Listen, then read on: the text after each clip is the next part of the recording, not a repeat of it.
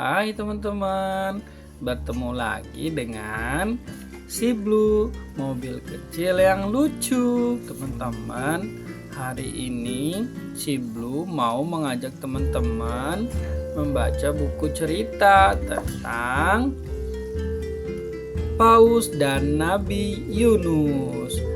Apakah teman-teman tertarik? Ayo ikutin si Blue membaca buku. Paus dan Nabi Yunus alaihi wasallam. Malam itu, gelombang air di laut cukup kuat. Sebuah kapal penumpang terombang-ambing di tengah badai. Rupanya, kapal itu kelebihan muatan. Para penumpang di kapal itu sedang mengundi siapa yang harus turun dari kapal.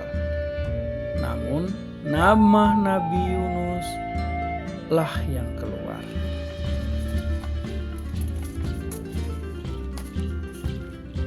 Nabi Yunus alaihissalam pun terjun ke laut. Begitu masuk ke dalam air, ada sebuah makhluk besar sudah siap menangkapnya. Ya, itu adalah paus besar. Paus besar itu diperintahkan oleh Allah Subhanahu wa taala untuk menelan Nabi Yunus alaihissalam. Dibawalah Nabi Yunus tersebut ke lautan yang dalam dan luas.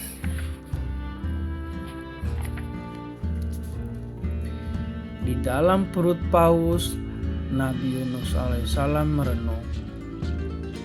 Dia merasa sangat bersalah karena meninggalkan kaumnya. Dia pun bertobat dan terus berdoa agar Allah mengampuni dosa-dosanya. Nabi Yunus alaihissalam berdoa, La ilaha illa anta, subhanaka inni kuntu minaz zalimin. Tidak ada Tuhan selain Engkau ya Allah. Maha suci Engkau ya Allah, dan sesungguhnya saya termasuk orang-orang yang zalim. Surat Al-Anbiya ayat 87. Allah Subhanahu wa taala Maha baik. Allah menerima tobat Nabi Yunus alaihissalam. Allah pun memerintahkan paus untuk mengeluarkan Nabi Yunus dari perutnya. Seketika itu paus pun muntah dan mengeluarkan Nabi Yunus alaihissalam. Akhirnya Nabi Yunus pun kembali berdakwah pada kaumnya.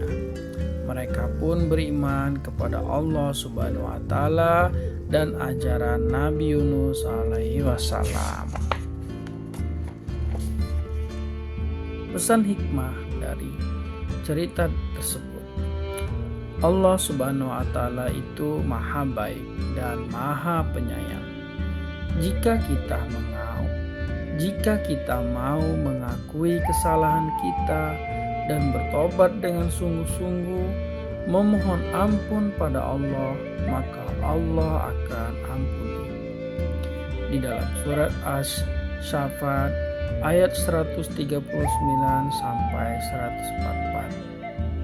Sesungguhnya Yunus alaihissalam benar-benar salah seorang rasul. Ingatlah ketika ia lari ke kapal yang penuh muatan.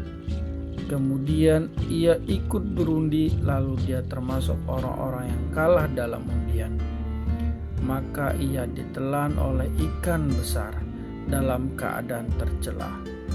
Maka kalau sekiranya dia tidak termasuk orang-orang yang banyak mengingat Allah Subhanahu wa taala, niscaya ia akan tetap tinggal di perut ikan itu sampai hari berbangkit.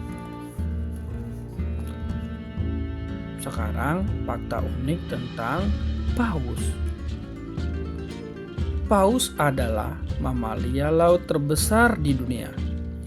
Paus bernapas menggunakan paru-paru seperti mamalia lainnya. Maka tak heran kalau paus sering muncul ke atas permukaan laut. untuk menghirup oksigen kemudian masuk ke dalam air selama 5-15 menit.